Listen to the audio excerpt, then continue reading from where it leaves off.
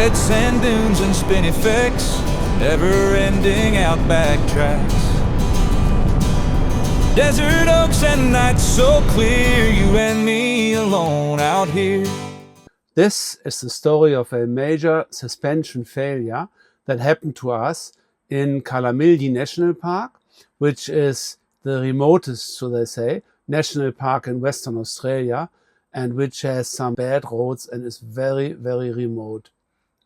When we bought our car, we had a GVM upgrade to 3.5 tons done by ARB in Hobart prior to our registration. When we were in Kalamilji National Park, I heard a little bit of a rattle. Silke did not even hear it. I stopped. I went around the car. I looked under the car.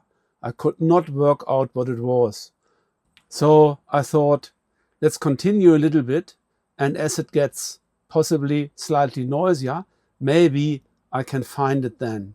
But I didn't get that chance. We had barely driven another 2 kilometers when something major happened. So there was a big bang. I pulled off the track and I had a look. And what I found came as a really big shock to me. The sway bar mounting saddle on the left-hand side of the vehicle had let go. The sway bar had just dropped as far as it could.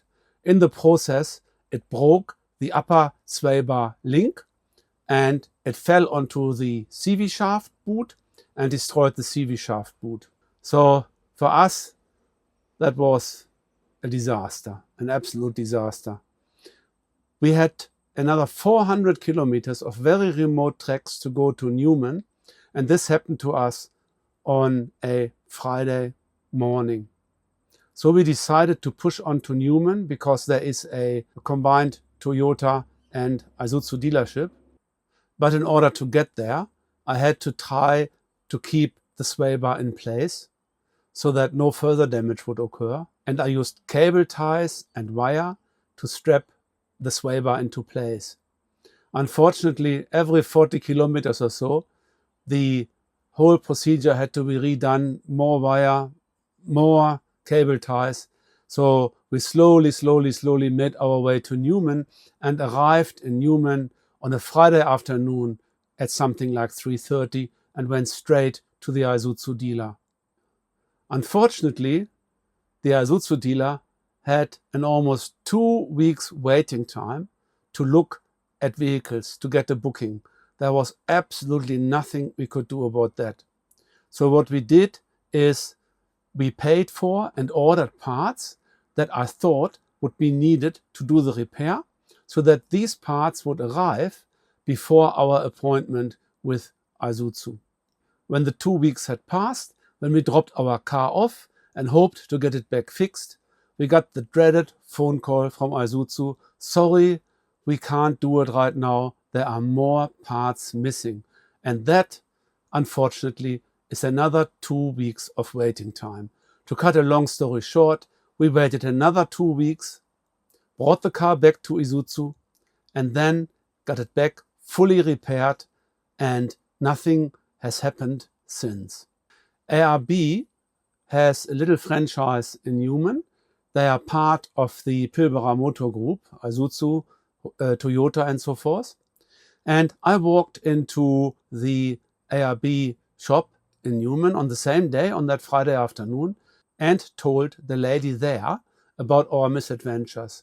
Simone was very, very helpful. She immediately said that this could very well turn out to be a warranty job concerning ARB's fitment of the suspension upgrade, which included the distance plate under the sway bar that held the saddle, which then had failed.